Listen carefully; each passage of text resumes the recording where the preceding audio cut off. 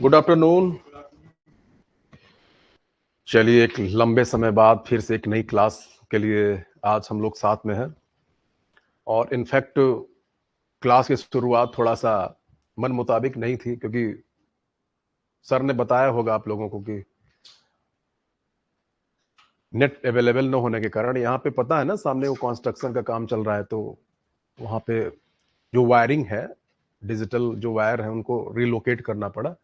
तो 2 दिन नेटवर्क न होने की वजह से क्लास को डिसकंटिन्यू करना पड़ा, और अनफॉर्चुनेटली पहली क्लास के बाद ही डिसकंटिन्यू करना पड़ा।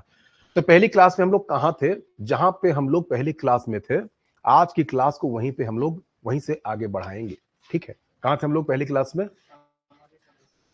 हाँ, तो पहली क्लास में हम लोगों ने जो टॉपिक स्टार्ट किया था वो टॉपिक था सामाजिक समरसता। और सामाजिक समरसता के बारे में मैंने आपको एक सामान्य एक जो परिभाषा है, सामाजिक समरसता की एक जो सामान्य परिभाषा है, व्यक्तिगत सार्वजनिक और व्यक्तिगत जीवन में उसका आज से क्या होता है, इसके बारे में हम लोगों ने पहली क्लास में बात कर ली थी, किया था ना। तो अगर मैं आपसे पूछूं कि सामाजिक समरसता क्या होती है, तो क्या आप उसको परिभाषित करने की स्थिति में है? देखिए, मैं एक बात आपको यहां पे स्पष्ट कर देता हूं कि जो ऐसे सब्जेक्ट होते हैं ना, जिसके मल्टीपल डायमेंशन होते हैं, जैसे सामाजिक समरसता की कोई वैज्ञानिक परिभाषा नहीं है ना कि यही एग्जैक्टली जो है यूनिवर्सल डेफिनेशन है और हर जगह यही अप्लाई होगी, मतलब वर्ड टू वर्ड सेम होगी। जैसे जो साइंस की डेफिनेशन होती है कि जैसे पानी क्या है, तो पानी को आप बताएंगे H2O है, तो चाहे आप अमेरिका में पढ़े चाहे भारत में पढ़े, पानी मतलब H2O, यही मतलब है ना। तो कहने का मतलब इसके मल्टीपल वर्जन हो सकते हैं।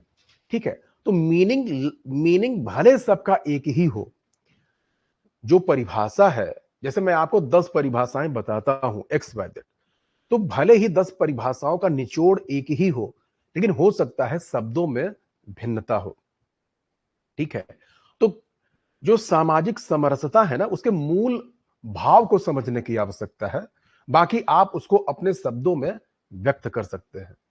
ठीक है, और वैसे भी जब आपसे कभी एग्जाम में पूछा जाएगा, तो आप इसकी डेफिनेशन रट के नहीं लिख सकते। इसलिए इसके मूल भाव को समझना जरूरी है, ताकि जो आपकी भाषा में है, जो आप भाषा के बारे में जो आपकी पकड़ है, जो आपकी एक मतलब समझ है, आप अपनी भाषा में उस मूल भाव को पुस्तिका में लिखने की स्थिति में रहे। ठीक है, तो थोड़ा सा बताएं, मैंने क्या बताया था सामाजिक समरसता के बारे में? हाँ, तो परिभाषा मैंने क्या बताई थी, थोड़ा सा बताए ना, बिना देखे बताना है यार। हाँ, समरसता, उसके भाव को समझे ना। एक रस, मतलब कई प्रकार के रस हैं, और सभी रसों को मिलाकर एक रस बनाना। अगर हम शाब्दिक अर्थ में जाएं तो उसका मतलब यही है ना। तो यहां पर जो कई प्रकार के रस हैं, ठीक है, जैसे आप मार्केट जाते होंगे तो मिक्स जूस ऑर्डर करते होंगे कभी ना। अब मिक्स जूस पीने पे आपको कोई एक पर्टिकुलर जूस का टेस्ट नहीं मिलता होगा। तो यहां पर जो कई रस हैं, उसका मतलब यह है कि जो भिन्नताएं हैं समाज में, चाहे वो सांस्कृतिक भिन्नता हो, चाहे वैचारिक हो, चाहे जीवन शैली से के किसी अन्य आयाम से संबंधित भिन्नता हो, तो कहने का मतलब इन भिन्नताओं का को एक समायोजित कर एक सामान्य उद्देश्य को प्राप्त करना। ठीक है, मतलब एक सामंजस्यपूर्ण सामाजिक वातावरण की स्थापना करना, इसी को कहते हैं सामाजिक समरसता। मूल भाव यही है, बाकी आप जो चाहे वो शब्द उसको दे सकते हैं। मुझे उम्मीद है मेरी बात समझ में आ गई होगी। ठीक है, मैंने आपको बताया था कि भारत जो है खुद ही सामाजिक समरसता का एक बहुत बेहतरीन एग्जाम्पल है। ठीक, जब भारत को आजादी मिल रही थी, जब हम ब्रिटिश कॉलोनियल रूल में थे, तो जब हम आजादी की डिमांड करते थे ना, तो हमारा मजाक उड़ाया जाता था वेस्टर्न स्कॉलर के द्वारा कि आपके पास ऐसा कुछ भी नहीं है जो आपको एक राष्ट्र बना सके, और जिस दिन हम यहां से चले जाएंगे, तो उस दिन आप जो है हजार टुकड़े में बढ़ जाएंगे। क्यों? क्योंकि आप यहां पे, मतलब इस सोसाइटी में, भारतीय समाज में भिन्नता का स्तर इतना ज्यादा है, भिन्नता इतनी ज्यादा है कि आप एक होकर रह ही नहीं सकते। ठीक, तो भारत का तब से लेकर आज तक एक मजबूत समाज के रूप में अस्तित्व में बने रहना सामाजिक समरसता का अपने आप में एक बेहतरीन एग्जाम्पल है। ठीक है, अगर हम उसको माइक्रो एनालिसिस करें तो हमको बहुत सारी समस्याएं भी दिखाई देंगी, ऐसा नहीं है। लेकिन एक राष्ट्र के रूप में अगर हम भारतीय समाज की कल्पना करें तो भारत में सामाजिक समरसता बहुत मजबूती के साथ आपको दिखाई देगी। इतनी व्यापक विविधता के बाद भी एक राष्ट्र के रूप में भारतीय समाज मजबूती के साथ अस्तित्व, न केवल अस्तित्व में है बल्कि दिन दूनी रात चौगुनी प्रोग्रेस भी कर रहा है, जो कि बहुत सारे स्कॉलर्स के लिए एक रिसर्च का सब्जेक्ट है कि इतनी डाइवर्सिटी होने के बावजूद भी एक इतना बड़ा राष्ट्र, वो भी छोटा राष्ट्र थोड़ी है, इतना बड़ा राष्ट्र कैसे प्रगति के मार्ग पर निरंतर अग्रसर है। आपने बाल्कन पेनिनसुला का नाम सुना होगा, ठीक है। आपने यूगोस्लाविया का नाम सुना होगा, सुना है क्या?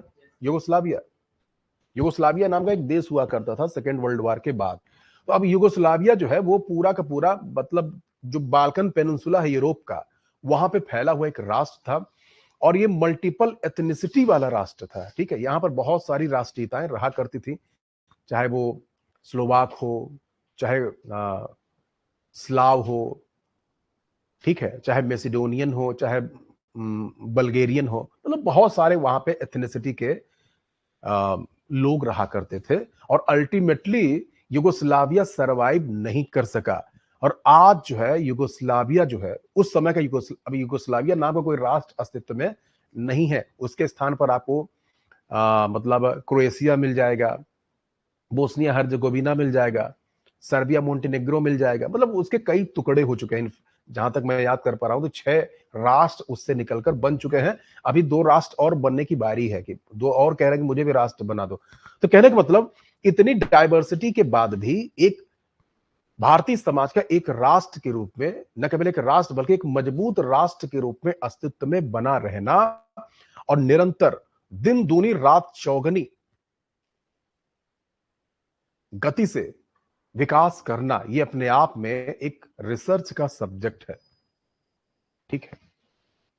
मुझे उम्मीद है समझ में आ गया होगा। उसके बाद हम लोगों ने लास्ट क्लास में डिस्कस किया था, क्या डिस्कस किया था कि सामाजिक समरसता को सुनिश्चित करने वाले घटक या तत्व, यही किया था ना। तो मैंने कुछ घटकों की चर्चा भी की थी। अब देखिए अगेन यहां पे मैं आपको थोड़ा सा सावधान करना चाहता हूं। अब ऐसा नहीं है ना कि सामाजिक समरसता को सुनिश्चित करने वाले केवल यही घटक है जो मैं आपको बता रहा हूं, इससे ज्यादा भी घटक हो सकते हैं। लेकिन आप जब जब कभी भी आपसे ऐसे क्वेश्चंस के आंसर पूछे जाएं तो आप उन घटकों को हाईलाइट करें जो आपको समझ में आते हैं और जो सामने वाले को भी समझ में आते हैं कि हाँ, उपरोक्त घटकों से सामाजिक समरसता सुनिश्चित होती है। बाकी सामाजिक समरसता को सुनिश्चित करने में सब कुछ आ जाता है, ठीक है। देखिए क्या है कि जैसे मैं एक शिक्षक हूं और आप एक छात्र हैं, जो छात्र और शिक्षक के बीच में समरसता होनी चाहिए, होनी चाहिए कि नहीं होनी चाहिए?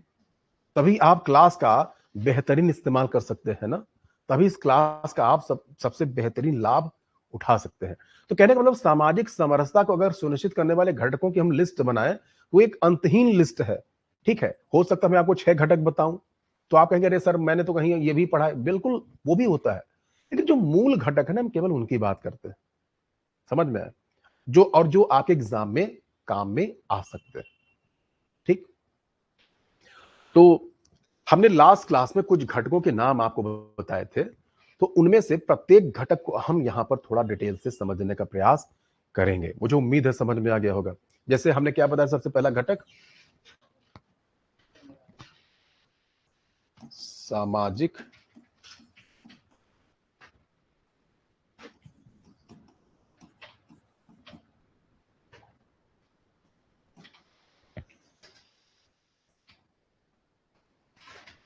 सामाजिक समरसता के तत्व, ठीक है। अब कई सारे हो सकते हैं, ठीक है ना। तो सबसे पहले संवैधानिक,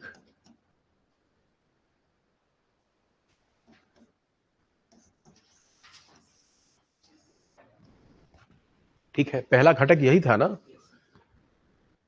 देखिए आधुनिक लोकतांत्रिक समाज में, आधुनिक लोकतांत्रिक समाज का संचालन जो है वो संविधान से होता है और संविधान को किसी देश या समाज की मूलभूत विधि माना जाता है। मूलभूत विधि का मतलब ये होता है कि उस देश में प्रचलित प्रचलित जितनी भी विधियां हैं, समस्त विधियों का अंतिम स्रोत क्या है? उस देश का संविधान। यहां तक कि संविधान के प्रचलन में आने से पूर्व उस देश में जो भी रीतियां, रिवाज, परंपराएं हैं, अगर वो संविधान के प्रावधानों से असंगत है, संविधान के प्रावधानों के अनुरूप नहीं है, वो अपने आप ही क्या हो जाएंगे? असंवैधानिक और अमान्य हो जाएंगे। समझे मेरा मतलब? कि जैसे मैं एग्जांपल दे देता हूं आपको कि जैसे छुआछूत है, तो छुआछूत जो है एक ऐसी कुप्रथा है जिसका जो हमारे समाज में लंबे समय से प्रचलन में रही है। लेकिन आपको पता है कि हमारे कॉन्स्टिट्यूशन के आर्टिकल 17 में अस्पृश्यता के उन्मूलन की बात कही गई है। ठीक, तो कहने का मतलब अब इसके लिए मतलब अस्पृश्यता जो है ना, वो असंवैधानिक हो गई अपने आप ही जिस दिन से हमारा संविधान लागू हुआ। ठीक है, मतलब अस्पृश्यता को आप जस्टिफाई कर ही नहीं सकते, असंवैधानिक है। अब हाँ, अस्पृश्यता करने वाले को आपको दंड देना है, दंडित देना है, दंडित करना है कि नहीं करना है, और कितना दंड देना है, इसके लिए फिर हमारी संसद को विधि बनानी पड़ेगी। मुझे उम्मीद है समझ में आया कि नहीं आया।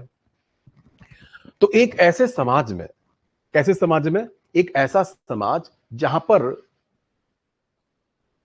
विविधता बहुत ज्यादा है, जहां पर कई भाषाओं को बोलने वाले लोग रहते हैं, कई संस्कृतियों को मानने वाले लोग रहते हैं। ठीक है, समझ में मेरी बात की नहीं आई? तो वहां पर सामाजिक समरसता को सुनिश्चित करने में, या यूं कहें कि उन समाजों को, उन वर्गों को, उन लोगों को, उन संस्कृतियों को, उन धर्म और भाषा भाषी लोगों को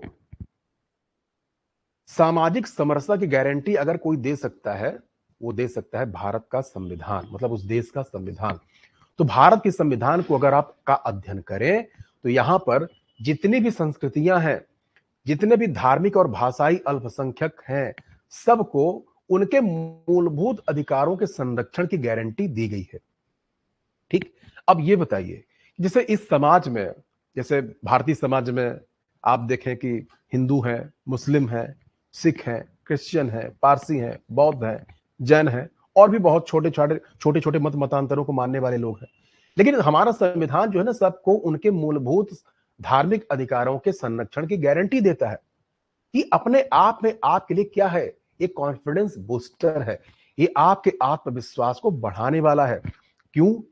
क्योंकि आपको लगेगा कि हमारे धार्मिक सांस्कृतिक अधिकारों का संरक्षण देश की मूलभूत विधि के द्वारा किया जाता है। तो इससे जो है, एक जो सामाजिक समरसता का वातावरण है ना, उसको निर्मित करने में बहुत मदद मिलेगी।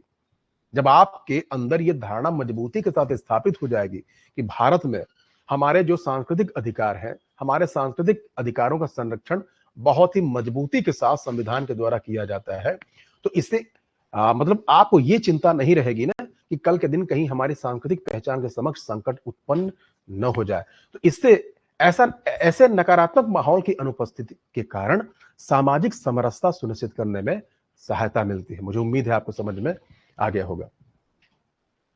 नहीं आ समझ में? ठीक है, तो हमारे संविधान में ऐसे बहुत सारे प्रावधान हैं। जैसे आपने हमारे संविधान में देखा होगा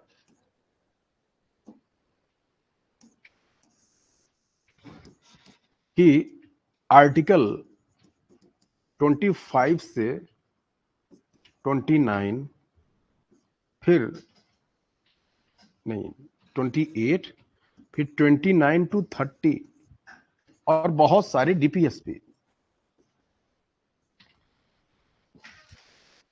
आप लोगों ने पॉलिटी जरूर पढ़ी होगी, पढ़ लिया है कि नहीं पढ़ा है अभी?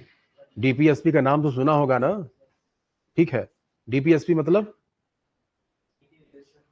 हाँ, directive principle of state policy, राज्य के नीति निर्देशक तत्व। तो वो एक वैरायटी में है, काफी सारे हैं, तो सबके बारे में यहां पर हम लोग बात करने वाले नहीं हैं। तो कहने का मतलब हमारे संविधान में कुछ ऐसे प्रावधान हैं, जैसे ये हमारे फंडामेंटल राइट है। हमारे संविधान के आर्टिकल 25 to 28 जो है, ये देश में धार्मिक स्वतंत्रता को सुनिश्चित करने का काम करते हैं। ठीक है, ये जो है आपके संस्कृति और शिक्षा के संरक्षण के संबंध में है। तो कहने का मतलब हमारा संविधान इतना जीवंत और इतना मजबूत दस्तावेज है जो स्वयं सामाजिक समरसता की गारंटी देता है। मुझे उम्मीद है समझ में आ गया होगा। देखिए, जब भारत बना था 1947 में, मतलब वैसे टेक्निकली बात कर रहा हूं मैं, कि जब भारत को आजादी मिली थी तो देश के समक्ष कई सारी चुनौतियां थी, कई सारी समस्याएं थी।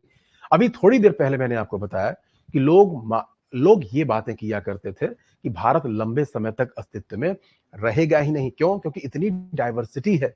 लेकिन हमें जो है धन्यवाद देना चाहिए किसको? हमें धन्यवाद देना चाहिए हमारे फाउंडिंग फादर को, जिन्होंने हमें एक ऐसा संविधान बना कर दिया है जो दुनिया की हर समस्या का निदान है। भारत की अगर कोई भी समस्या है, उस समस्या का समाधान आपको कहां मिलेगा? भारत के संविधान में। तो हमने अनेक चुनौतियों का सामना करते हुए, अनेक चुनौतियों को पार करते हुए आज भारत एक मजबूत राष्ट्र के रूप में स्थापित है। ठीक? तो उसके पीछे ये सारी बातें भी हैं। अगर देखिए, अगर हमारे देश में सभी संस्कृतियों के संरक्षण की गारंटी न होती तो हो सकता है कि आज हमारे देश के भीतर, हमारे समाज में हम एक सांस्कृतिक संघर्ष के शिकार होते। तो अगर किसी देश में, किसी समाज में आंतरिक संघर्ष हो, विवाद की स्थिति हो, वो समाज कभी प्रगति कर सकता है क्या? बिल्कुल नहीं कर सकता। तो कहने का मतलब हमारा संविधान जो एक लाइव डॉक्यूमेंट है, वो केवल कुछ लिखे हुए फार्मूले या नियम कानून नहीं है, वो एक जीवंत दस्तावेज है। और इसी परिप्रेक्ष्य में न्यायपालिका के द्वारा संविधान का निर्वचन किया जाता है, उसको जीवंत दस्तावेज मान के। ठीक है? तो कहने का मतलब जो आ, भारत के परिप्रेक्ष्य में अगर हम बात करें तो भारत में सामाजिक समरसता को स्थापित करने में सबसे महत्वपूर्ण भूमिका अगर किसी की है तो वो है भारत का संविधान, जो कि भारत में रहने वाले प्रत्येक व्यक्ति और प्रत्येक नागरिक को उसके धार्मिक, भाषाई, सामाजिक और सांस्कृतिक अधिकारों के संरक्षण की गारंटी प्रदान करता है। और मैं आपको पहले ही बता चुका हूं कि अगर ऐसी मनोवृत्ति लोग वहां पर रहने वाले लोगों के बीच में है कि हां, हमारे अधिकारों का संरक्षण जो है बहुत मजबूती के साथ स्थापित है, हो रहा है, तो ऐसे समाज में सामाजिक समरसता को स्थापित करने में ज्यादा कठिनाई नहीं होती। ठीक? तो ये जो पहला घटक है, ये है आपका संवैधानिक घटक। मुझे उम्मीद है आपको समझ में आ गया होगा। आ गया? इसके बारे में अगर कोई पूछना चाहे तो पूछ ले, मैं फिर आगे चलूं, मैं जल्दी से। हाँ, आगे चला जाए।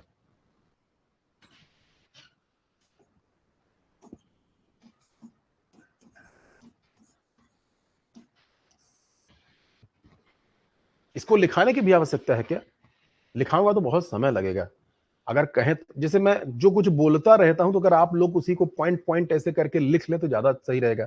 फिर जो कुछ ज्यादा रिलेवेंट पॉइंट होंगे मैं उसको डिक्टेट करा दूंगा। समझे? जैसे मैं ये संवैधानिक प्रावधान जैसे मैंने अभी आपको बताया, तो जो कुछ महत्वपूर्ण पॉइंट है ना, आप लिख लिया कीजिए। ठीक? बाकी नोट्स के माध्यम से तो आपको सब कुछ प्रोवाइड कराया जाएगा ना। ठीक? और जो ज्यादा रिलेवेंट पॉइंट होंगे वो मैं डिक्टेट करा दूंगा पूरा। ठीक है? तो इससे समय का बेहतरीन इस्तेमाल हम लोग कर सकते हैं। ठीक है? और आपको पता होना चाहिए, क्या पता होना चाहिए, कि समय का प्रबंधन अपने आप में एक बहुत बड़ी कला है। अगर आप अपने जीवन में सफल होना चाहते हैं तो आपको समय का प्रबंधन सीखना पड़ेगा। ठीक है? आपको वहां पर ज्यादा समय देना पड़ेगा जो ज्यादा प्रोडक्टिव है, जहां पर ज्यादा बेनिफिट हो सकता है आपको। ठीक?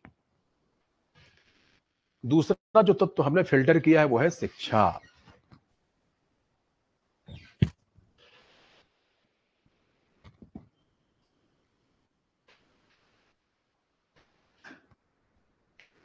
हाँ, ठीक है। देखिए, किसी भी समाज में मूलभूत और दीर्घकालिक सामाजिक आर्थिक बदलाव लाने का सबसे प्रभावी अगर कोई माध्यम है तो वो है शिक्षा। क्यों? क्योंकि शिक्षा एक ऐसा माध्यम है जो आपके सोच विचार और तौर तरीकों को बदल के रख देती है। ठीक? लेकिन दिक्कत ये है, अब आपको लगता होगा ना कि जब इतना प्रभावी है तो हमारे देश शैक्षणिक मामले में हमारा देश इतना पिछड़ा क्यों है? सरकारें इस दिशा में कोई ठोस प्रयास क्यों नहीं करती? स्वाभाविक सा क्वेश्चन है, ठीक है? उसका कारण ये है कि शिक्षा के माध्यम से जो मनोवृत्ति में बदलाव लाने का प्रयास होता है, उसका जेस्टेशन पीरियड बहुत ज्यादा होता है। अगर आज हम शिक्षा प्रणाली में बदलाव लाते हैं, ठीक है, तो ये शिक्षा प्राप्त वर्ग जो है आज से 25-30 साल बाद जो है एक जनरेशन को फॉर्म करेगा, समझे? अगर आज कोई क्लास 1 में पढ़ना शुरू करेगा तो अगले 25-30 साल बाद वो जनरेशन जो है पूरी तरीके से लीडिंग रोल में आएगी ना, ठीक है? नहीं समझे? तो कहने का मतलब लाभ कब मिलेगा? आज जो बदलाव करेंगे तो 25-30 साल बाद। लेकिन आज नुकसान होगा। कैसा नुकसान? राजनीतिक, ठीक है? अगर हम नई शिक्षा प्रणाली, ऐसी शिक्षा प्रणाली लेकर आएंगे जो लोगों के लिए अप्रिय हो, तो हो सकता है लोग जो है उस राजनीतिक दल का विरोध करें जिस राजनीतिक दल की सरकार ने नई शिक्षा प्रणाली को लेकर आई है। समझ में आई मेरी बात? तो कहने का मतलब इससे राजनीतिक नुकसान हो सकते हैं, इसलिए सरकारें जो है शिक्षा प्रणाली में कोई मूलभूत बदलाव करने के बारे में प्रायः अनिच्छुक रहती हैं, क्योंकि इसका जो पॉलिटिकल बेनिफिट है ना, वो तुरंत नहीं मिलता है। और देखिए एक प्रैक्टिकलिटी क्या है, एक सच्चाई ये है, आधुनिक समाज की सच्चाई ये है कि जो भी राजनीतिक दल होते हैं वो सत्ता प्राप्त करने के लिए संघर्ष करते हैं और उनकी समस्त नीतियां, कार्यक्रम, प्रोग्राम जो भी होते हैं उनका अंतिम लक्ष्य होता है कि वो सत्ता प्राप्त करें। तो वो जो है सत्ता को बदलाव लाने का माध्यम मानते हैं, न कि शिक्षा को। मुझे उम्मीद है समझ में आ गई होगी मेरी बात। सही बात है ना? अब जैसे ये कैसे संभव है, इसका एक बहुत बेहतरीन एग्जाम्पल है और जनरली हम लोग उसको इग्नोर करते हैं, मतलब उसके महत्व को हम लोग समझने का प्रयास नहीं करते। जब यूरोप में पुनर्जागरण हुआ था, क्या हुआ था?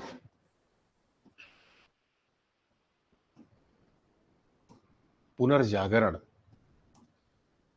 और उसके बाद प्रबोधन।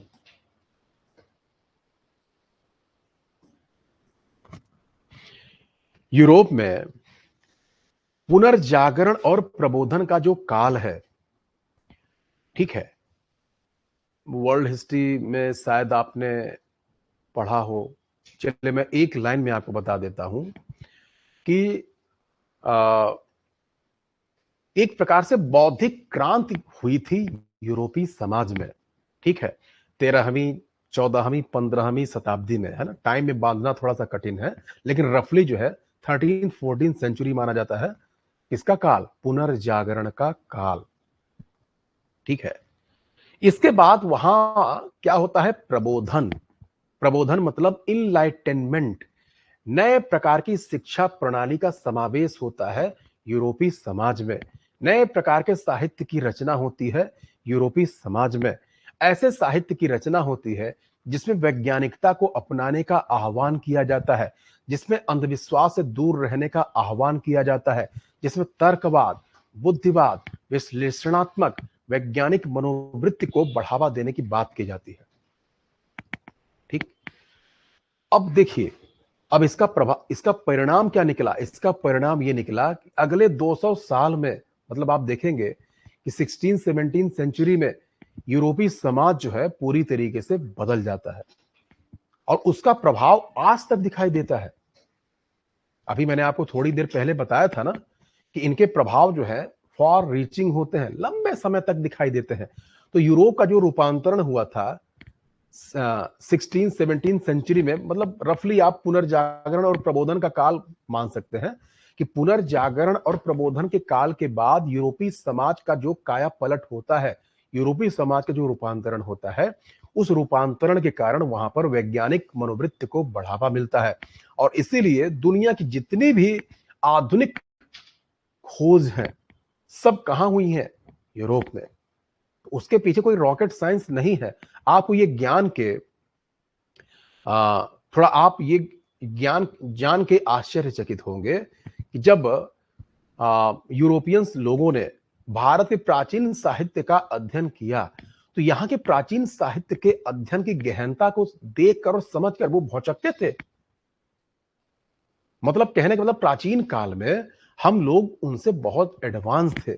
मध्यकाल में तो यूरोप जो है धार्मिक धर्म के प्रभाव में इतना ज्यादा था कि यूरोप बहुत बैकवर्ड सोसाइटी को रिप्रेजेंट करता था। लेकिन पुनर्जागरण और प्रबोधन ने वहां के पूरे समाज को बदल के रख दिया और उसका प्रभाव आज भी दिखाई देता है।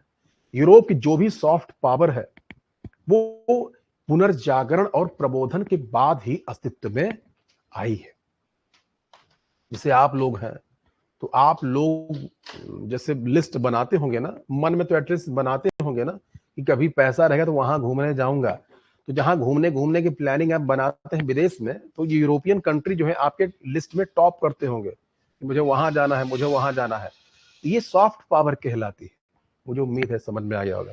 तो कहने को मतलब अगर हम शिक्षा प्रणाली को दुरुस्त बना दें, शिक्षा प्रणाली को ऐसी बनाए जिसमें तार्किकता हो, बौद्धिकता हो, वैज्ञानिकता हो, विश्लेषणात्मकता हो, तो ऐसी शिक्षा प्रणाली जो है आपके अंदर जो रूढ़िवादी विचार है, जो संकीर्ण मानसिकता है, उसको बाहर निकालने का काम करती है। और ये रूढ़िवाद और संकीर्ण मानसिकता सामाजिक समरसता के लक्ष्य को प्राप्त करने में एक बहुत बड़ी बाधा मानी जाती है। मुझे उम्मीद है समझ में आ गया होगा। ठीक है, तो शिक्षा का महत्व डेफिनेटली बहुत ज्यादा होता है। किसके गठन में? सामाजिक समरसता के लक्ष्य को प्राप्त करने के संबंध में। ठीक, जैसे पुस्तक है,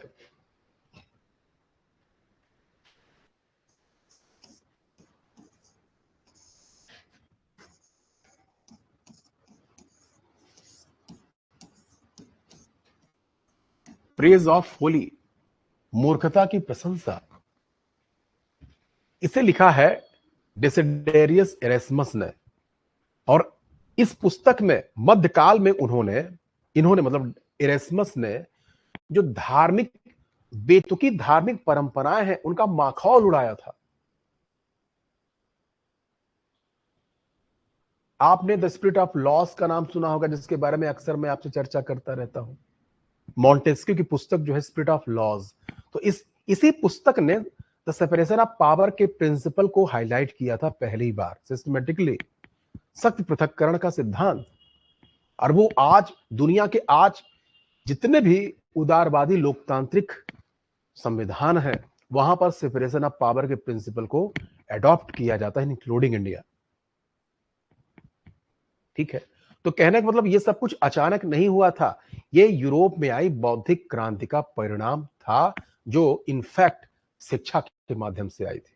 अब आप समझ सकते हैं कि जो एक शिक्षा प्रणाली होती है किसी देश किसी समाज की, वो उस समाज के काया पलट में कैसे भूमिका निभाती है।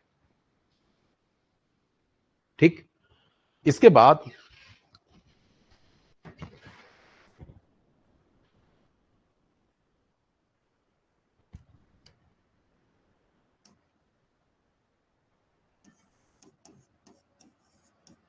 परिवार।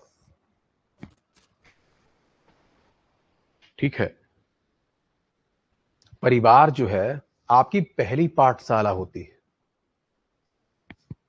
जो भी कुछ आप सीखना शुरू करते हैं ना, वो परिवार से ही तो सीखना शुरू करते हैं। जब आप छोटे बच्चे होते हैं तो परिवार मतलब आप देखते होंगे कि 1 सेकंड के लिए भी आपको अलग नहीं किया जाता। कम से कम 5 साल तक ऐसी स्थितियां रहती हैं जब आपको परिवार से बिल्कुल भी अलग नहीं रहने दिया जाता। अब तो 3 साल में ही पढ़ाई लिखाई शुरू हो जाती है, बच्चों के ऊपर इतना बर्डन इम्पोज कर दिया जाता है। लेकिन पहले जो है ऐसा होता था कि 5 साल तक आपको खासकर अपनी माता से अलग नहीं किया जाता था। तो जो भी कुछ आपकी प्राइमरी एजुकेशन होती है, खासकर सामाजिक शिक्षा होती है, वो आप परिवार से ग्रहण करते हैं। अब डिपेंड ये करता है कि आपके परिवार का माहौल कैसा है। पता चला कि आप जो है मियाँ बीवी के बीच में दिन भर झगड़े होते रहते हैं और बच्चा दिन भर वही देखता रहता है। ठीक है, बातचीत का लहजा बड़ा खराब है, बच्चा वही सीखेगा। तो आपके परिवार का माहौल जो है ना, वो बच्चे को बुनियादी सामाजिक शिक्षा देने में महत्वपूर्ण भूमिका निभाता है। आपने भी जैसे देखा होगा किसी छोटे बच्चे को, उसकी अगर हैबिट्स आपको बहुत अच्छी लगती हैं तो आप जरूर कहते हैं या कहते होंगे या सोचते होंगे कि लगता है इसके माँ बाप ने इसको बहुत अच्छे संस्कार दिए। कहते हैं कि नहीं कहते हैं? ऐसा जरूर हुआ होगा, आप लोगों के जीवन में भी हुआ होगा कभी, कोई ना कोई ऐसा जरूर मिला होगा बालक। और कुछ बालक ऐसे भी होते हैं जो आप, हो सकता है गाली गलौज करते हो आपसे, असभ्य टाइप के हो, छोटे हो लेकिन असभ्य हो। तो आपके मन में ये विचार आता होगा ना कि लगता है इसके परिवार में इसको यही सब सिखाया जाता है, यही शिक्षा मिली हुई। तो अगर बच्चे को शुरू से ही समाज के महत्व और सामाजिक सद्भाव के महत्व की शिक्षा दी जाए, बच्चे के मस्तिष्क में ये तथ्य, ये विचार, ये अवधारणा मजबूती से स्थापित कर दी जाए कि कोई भी व्यक्ति तब तक प्रगति नहीं कर सकता जब तक उस समाज, जिस समाज में वो रहता है, में स्थायित्व न हो, तनाव अनुपस्थित हो, संघर्ष अनुपस्थित हो और पारस्परिक सद्भाव और समरसता हो। समझे? मुझे उम्मीद है समझ में आ गया होगा। ठीक है, तो परिवार की भूमिका बहुत महत्वपूर्ण होती है आपके अंदर सामाजिक समरसता के प्रति बुनियादी समझ को डेवलप करने में। ठीक है,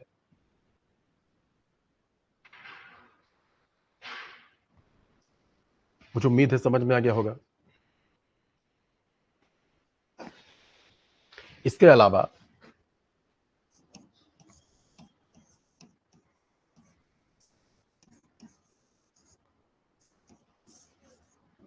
रीति रिवाज, कुछ क्वेश्चन नहीं पूछ रहे, आप बड़े ठंडे बैठे हुए हैं। अच्छा तो चल ही रहा है, तो उधर से कुछ रिस्पांस भी आना चाहिए ना। सही बात है ना। अच्छा, अभी बेस बनाना है, वेरी गुड।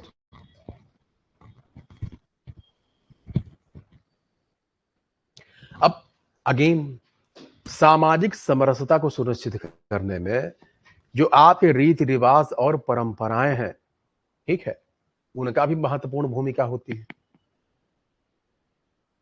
कैसे? देखिए, आप देखेंगे कि जैसे अब कहीं दूर जाने की आवश्यकता नहीं है ना। आप में से जो भी ग्रामीण जीवन से जुड़े हुए हो, तो आप देखेंगे कि ग्रामीण जीवन में जैसे जातिगत भेदभाव आपको स्पष्ट रूप से दिखाई देगा। ठीक है, हालांकि काफी कम हो गया है, लेकिन अभी भी आपको किसी न किसी रूप में दिखाई देगा। ठीक है, और कम से कम जो एक भेदभाव मूलक जो मनोवृत्ति है ना, वो तो वो जरूर दिखाई देगी। इस तथ्य से हम भाग नहीं सकते, है ना। ये एक समस्या है जिसका समाधान हमको ढूंढना है। आप एक शिक्षित, पढ़े लिखे युवा हैं, तो जो भविष्य का दारोमदार है ना, अगले लगभग जो भी है, आप कुछ भी मान लें, 25 30 40 साल तक जो देश का दारोमदार है, तो ये जो आप वाली जनरेशन है, इस पर डिपेंड करेगा। तो इस समस्या का समाधान भी आप ही को ढूंढना है। तो आप देखते होंगे कि इस सामाजिक अ, भेदभाव को बढ़ाने में बहुत सारी ग्रामीण जीवन में खासी बहुत सारी कहावतें कही जाती हैं, जो किसी पर्टिकुलर जाति को संबोधित करके कही जाती हैं। और उस कहावतों का उद्देश्य क्या होता है? उस जाति को नीचा दिखाना। जैसे कहीं बोल देंगे, अरे अगर फला जाति का आदमी तुमने सुबह सुबह देख लिया तो पूरा दिन खराब हो जाएगा तुम्हारा। फला जगह का नाम सुबह सुबह मत लिया करो, फला तरफ मत देखा करो। ये सब क्या है? ये कुप्रथा है ना। ये कैसी रीतियां हैं? ये ऐसी रीतियां हैं जिनका क्या होना चाहिए? खात्मा होना चाहिए। अब आप ही सोचिए कि किसी की शकल देखने से कुछ होता है क्या? हुँ? और अगर किसी की शकल देखने से अच्छा होता हो तो आप तो पूरे जहां पे अपने बेडरूम में उसी की चारों तरफ शकल ही लगा दीजिए। तो ऐसा कुछ होता थोड़ी है। Very logical. लेकिन हाँ, इसकी वजह से आपको ऐसे भेदभाव मूलक बातें सुनने के लिए जरूर मिल जाएंगी जिनका आपके वास्तविक जीवन से कुछ भी लेना देना नहीं है। ठीक है, तो कहने का मतलब ऐसी जो परंपराएं हैं, ऐसी जो प्रथाएं हैं, ऐसी जो मान्यताएं हैं जो अतार्किक है, अवैज्ञानिक है, उनका परित्याग होना चाहिए, नंबर वन, पहली बात।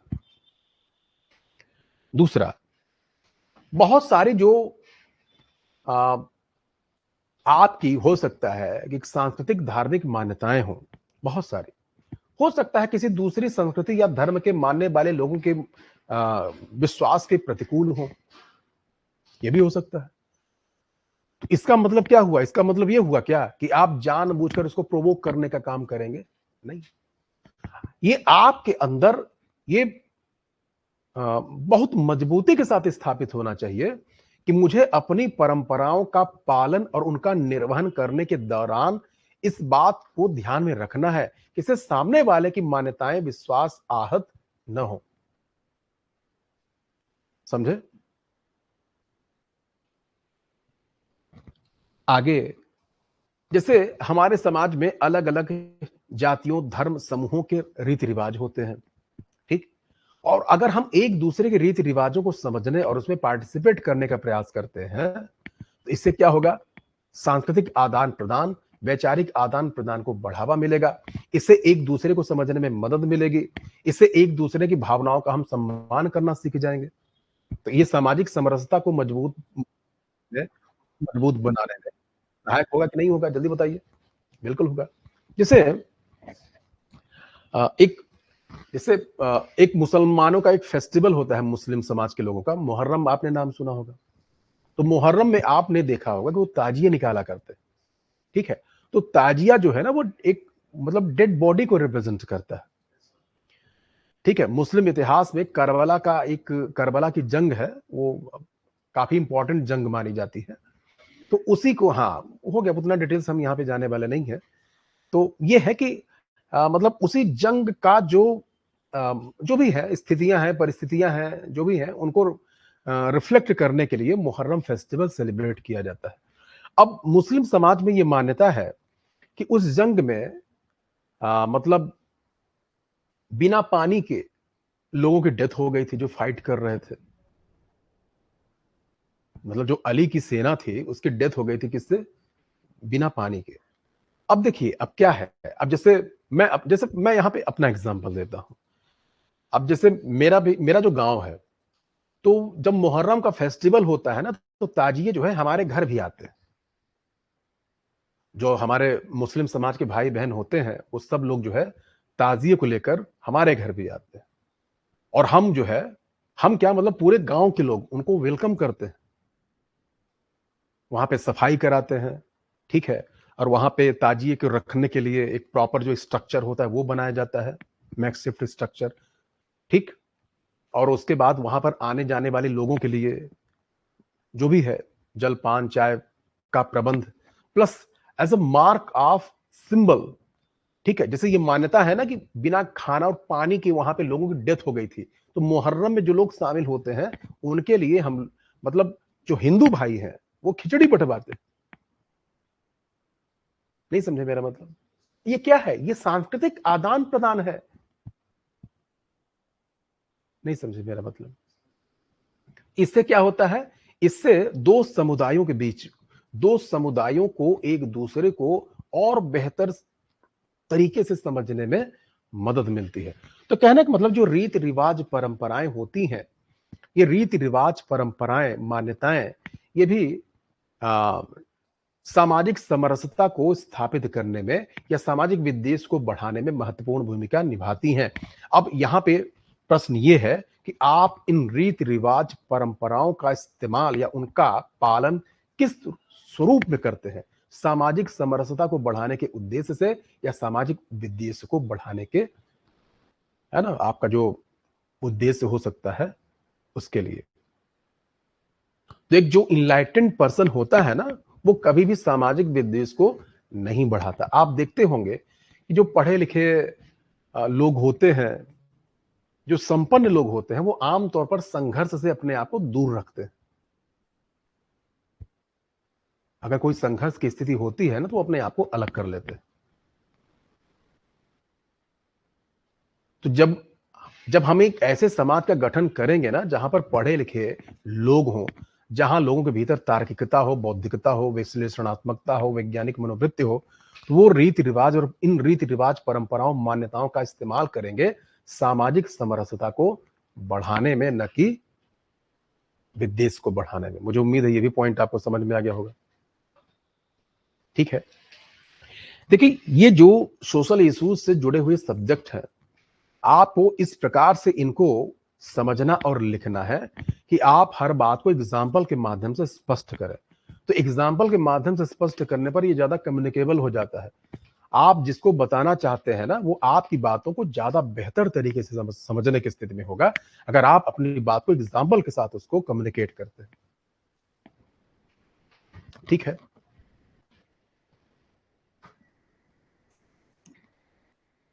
इसके बाद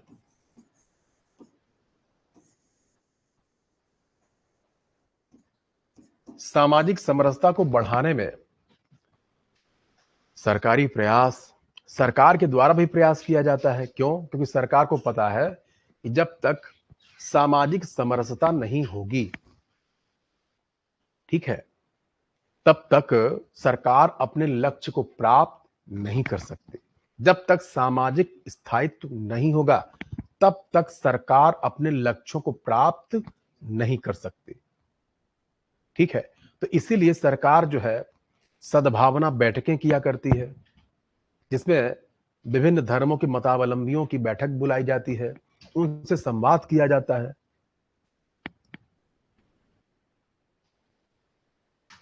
ठीक है, सरकार के द्वारा जो भी विवादग्रस्त, तनावग्रस्त मुद्दे हैं, जो समाज में तनाव को जन्म दे सकते हैं, उनका शांतिपूर्ण तरीके से निपटारा करने का प्रयास किया जाता है। मतलब एक अच्छी सरकार से आप यही उम्मीद कर सकते हैं ना। ऐसा नहीं कि सारी सरकारें यही करती हैं। बहुत सारी सरकारें ऐसी भी होती हैं जो इनका इस्तेमाल जो है अपने राजनीतिक हितों को साधने के लिए भी करते हैं। लेकिन एक अच्छी सरकार की अगर हम कल्पना करें, तो हम यही मानते हैं कि सरकार के द्वारा ऐसे तनाव या विवाद वाले मुद्दों का सौहार्दपूर्ण, शांतिपूर्ण तरीके से समाधान करने का प्रयास किया जाएगा, ताकि समाज में सामाजिक समरसता के लक्ष्य को प्राप्त किया जा सके। ठीक है, कोई दिक्कत तो नहीं समझने में? ठीक, तो सरकार के द्वारा ऐसे बहुत सारे प्रयास किए जाते हैं। जैसे मैंने आप देखेंगे ना कि जब भी कोई फेस्टिवल होता है, जब भी कोई त्योहार होता है, तो प्रशासन के द्वारा सर्वधर्म बैठक बुलाई जाती है। उद्देश्य क्या है? यही है कि सरकार प्रत्येक धर्मावलंबियों तक पहुंचना चाहती है। बीच बीच में सरकार के द्वारा अनेक जो विभिन्न धर्मावलंबी हैं, उनके प्रतिनिधियों के साथ संवाद भी किया जाता है, ताकि सरकार जो है उनकी समस्याओं को समझ सके, उनसे संवाद स्थापित कर सके, और उन सरकार और उनके बीच में किसी प्रकार का गैप हो तो उसको समाप्त कर सके।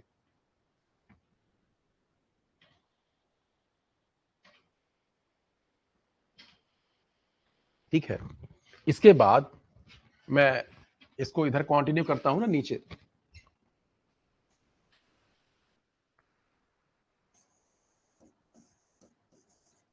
मीडिया, अगर आज कहा जाए कि सामाजिक समरसता को बढ़ाने में या सामाजिक विद्वेष उत्पन्न करने में त्वरित भूमिका निभाने वाला अगर कोई सबसे सशक्त माध्यम है, वो है मीडिया। क्यों? क्योंकि कोई भी सूचना जो है आपके पास मीडिया के माध्यम से ही पहुंचती है ना।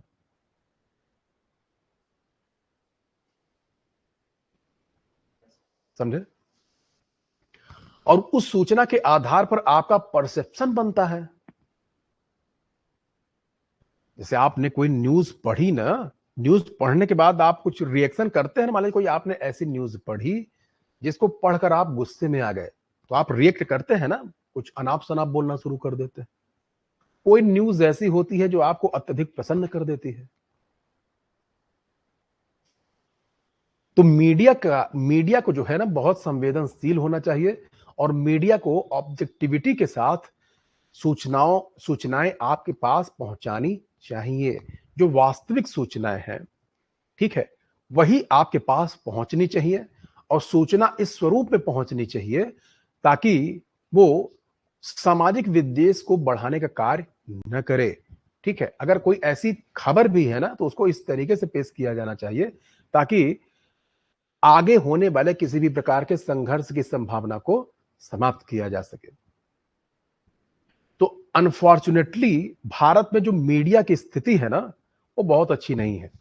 ठीक है, जो वर्ल्ड प्रेस फ्रीडम इंडेक्स है उसमें भी जो इंडियन मीडिया है तो लास्ट स्पेस जो है उसको ऑक्युपाई करता है। जो लास्ट के मतलब अंतिम के 10 स्थान है वहीं पे आपको कहीं भारतीय मीडिया मिलेगा।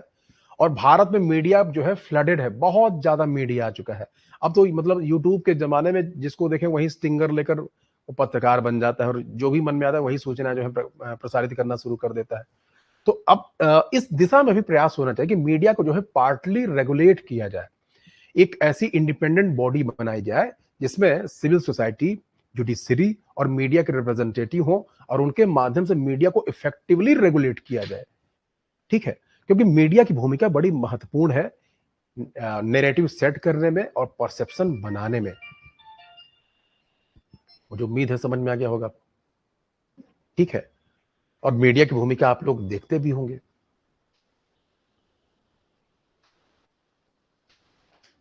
ठीक है, आप देखिए कि कोई भी सरकार जब सत्ता में आती है तो वो मीडिया के साथ मीडिया में अपना दखल बढ़ाने का प्रयास करते हैं। माध्यम चाहे कुछ भी हो, चाहे सीधे चाहे इनडायरेक्टली, देखिए सब होता है ना, ये कोई रॉकेट साइंस नहीं है। आप भी जैसे आप यहां पे बैठे हैं ना तो मीडिया की स्वतंत्रता की बड़ी वकालत करेंगे, लेकिन जब आप सरकार में जाएंगे तो आप भी जो है मीडिया में अपने प्रभाव, अपने दखल को बढ़ाने का प्रयास करेंगे। तो ये सच्चाई है। ठीक, मेरी बात समझ में आई क्या?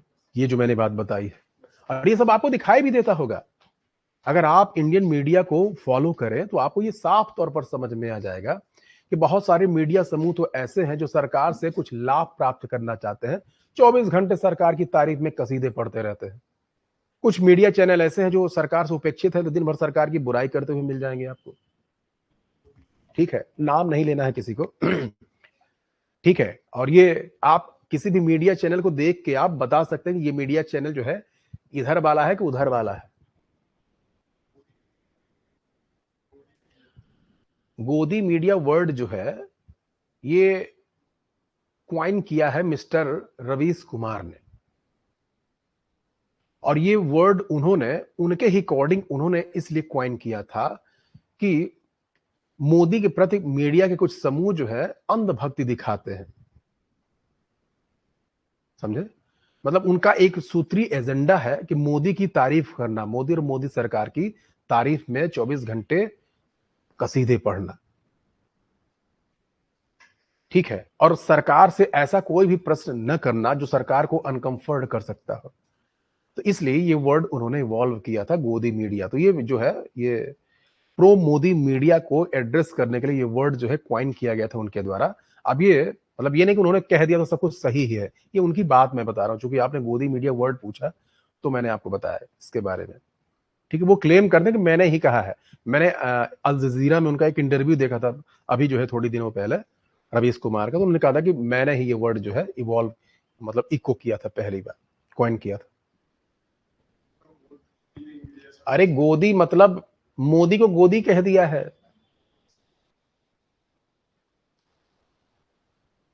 मोदी मीडिया तो सीधे सीधे अटैक हो जाएगा ना, तो एक प्रतीकात्मक भाषा में गोदी मीडिया आपको कह दिया जाता है, मतलब लोग समझ भी जाएं और डायरेक्ट अटैक भी ना हो।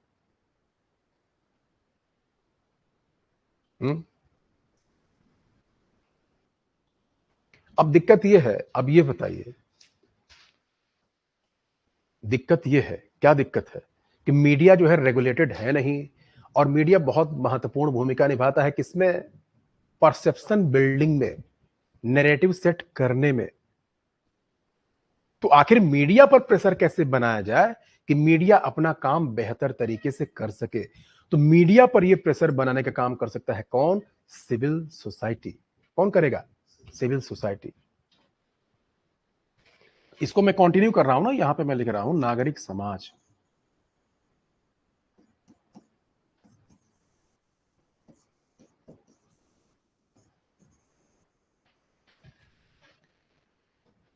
देखिए, जहां पर नागरिक समाज मजबूत होता है, वहां पर आप वो सिविल राइट्स जो डेमोक्रेसी के जो डेमोक्रेटिक वैल्यूज हैं, वहां पर आपको ये सारे बड़े मजबूती से स्थापित होते हुए दिखाई देंगे। लेकिन जहां सिविल सोसाइटी कमजोर होती है ना, वहां पे ये सारी बातें आपको दिखाई नहीं देंगी। भारत में जो सिविल सोसाइटी है वो काफी मजबूत है, लेकिन उतनी मजबूत अभी भी नहीं है। मतलब मजबूत कहने का सेंस उसके जो मतलब उसके ऊपर कई अन्य ऐसे कारकों का भी प्रभाव हो जाता है जिनका प्रभाव उसकी कार्यप्रणाली पर नहीं होना चाहिए। जैसे मान के चलें कि जैसे नागरिक समाज में, अब मैं एक नागरिक हूं तो मेरे लिए सबसे बड़ा नागरिक हित है ना। तो हो सकता है कोई ऐसा मुद्दा हो जो मेरी जो जातिगत पहचान है, जो धार्मिक पहचान है, उसके आड़े आ जाता हो। तो उस समय मैं नागरिक बनने के बजाय उस जाति या उस धर्म का व्यक्ति बन जाऊंगा। समझे क्या? तो मेरा जो सोच विचार का दायरा होगा वो सीमित हो जाएगा फिर ना। तो कहने का मतलब भारत में नागरिक समाज वैसे तो बहुत मजबूत है, लेकिन कभी कभी होता क्या है कि नागरिक समाज पर कुछ ऐसे कारकों का प्रभाव दिखाई देने लगता है जिनका प्रभाव उसके ऊपर नहीं होना चाहिए। और ये कारक जो है उसकी कार्यप्रणाली, उसके द्वारा किए जाने वाले विमर्श पर नकारात्मक प्रभाव डाल देते हैं। तो अगर नागरिक समाज मजबूत होगा तो फिर मीडिया भी जो है अपने आप ही सही हो जाएगा। अगर आप मीडिया की आलोचना करना शुरू कर देंगे ना, किस बात के लिए?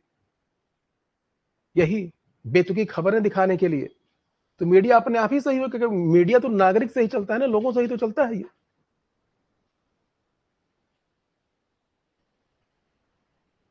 ठीक है, नहीं है समझ में? तो कहने का मतलब कहीं ना कहीं अभी एक जो नागरिक समाज के विकास का जो सर्वोच्च स्तर है, अभी हमें उस स्तर को प्राप्त करना है।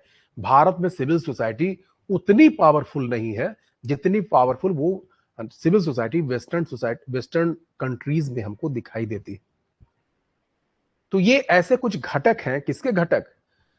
जिनके माध्यम से सामाजिक समरसता के लक्ष्य को प्राप्त किया जा सकता है। मुझे उम्मीद है ये समझ में आया होगा। आया समझ में? तो ये कुछ ऐसे कॉमन कंपोनेंट हैं, घटक हैं, तत्व हैं जो सामाजिक समरसता के लक्ष्य को प्राप्त करने में सहायक होते हैं। इनके माध्यम से ही किसी समाज में सामाजिक समरसता के लक्ष्य को प्राप्त किया जा सकता है। तो जब कभी एग्जाम में आपसे सीधा कोई ऐसा क्वेश्चन पूछा जाता है कि सामाजिक समरसता को सामाजिक समरसता सुनिश्चित करने वाले घटकों के बारे में चर्चा कीजिए, ये बताइए, प्रकाश डालिए, तो इन घटकों को आप फिल्टर आउट कर सकते हैं। ठीक है, बड़े क्वेश्चन के फॉर्म में है तो थोड़ा सा एक्सप्लेन भी करेंगे। इसके अलावा कुछ ऐसे घटक भी हैं, ठीक है, जो सीधे तौर पे इन्वॉल्व नहीं है, लेकिन आपकी आंसर राइटिंग में आपको थोड़ा सा हेल्प कर सकते हैं। तो उनको मैं कल जो है ऐड करा दूंगा, कल की क्लास में जब मैं आऊंगा ना, तो कुछ और घटकों को ऐड करा दूंगा। लेकिन जो प्रीडोमिनेंटली, मुख्य रूप से जो प्रमुख घटक हैं वो यही है। मुझे उम्मीद है समझ में आ गया होगा। अब ये सारी बातें आप लोग भी महसूस करते होंगे, मतलब जानते हैं, लेकिन आप महसूस नहीं कर पाते कि हाँ, इसका प्रभाव जो आज सर ने बताया है वहां पे होता है। ठीक है, जबकि आपको ये पता होना चाहिए। तो आपके सिलेबस में जो सामाजिक मुद्दे जोड़े गए हैं ना, उनका उद्देश्य यही है कि समाज को लेकर आपकी जो अवधारणा है, वो अवधारणा जो है साइंटिफिक होनी चाहिए, वैज्ञानिक होनी चाहिए, ठीक है, तार्किक होनी चाहिए, बौद्धिक होनी चाहिए, और उसमें एक स्पष्टता होनी चाहिए। कुछ मुद्दों को लेकर आपके अंदर जीरो टॉलरेंस होना चाहिए कि हाँ, ये नेगेटिव है, ये सामाजिक समरसता के लिए घातक है, इसलिए हम इसको बिल्कुल भी बर्दाश्त नहीं करेंगे। ठीक है, तो कल की क्लास में कुछ और पॉइंट्स हम यहाँ पे ऐड करा देंगे। उसके बाद सामाजिक समरसता के जो उद्देश्य है ना, उनको हम लोग समझेंगे। उसके बाद सामाजिक समरसता को मतलब की प्राप्ति के मार्ग में बाधाएं क्या हैं, सामाजिक समरसता को प्राप्त करने के लिए जो कुछ प्रयास किए गए हैं वो, और सामाजिक समरसता को और मजबूत कैसे बनाया जा सकता है, इस संबंध में कुछ सुझाव क्या हो सकते हैं, उसको भी हम लोग देखने का प्रयास करेंगे कल की क्लास में। तो कल भी देखेंगे हम लोग कितना हो सकता है, और कल की बात जो है, कल पूरा तो नहीं हो पाएगा, कल और परसों परसों इस टॉपिक को हम लोग कंप्लीट कर देंगे। ठीक है, मुझे उम्मीद है समझ में आ गया होगा आप लोगों को। और कुछ पूछना चाहे तो पूछ सकते हैं जल्दी से, फिर मैं क्लास को रैप अप करूं।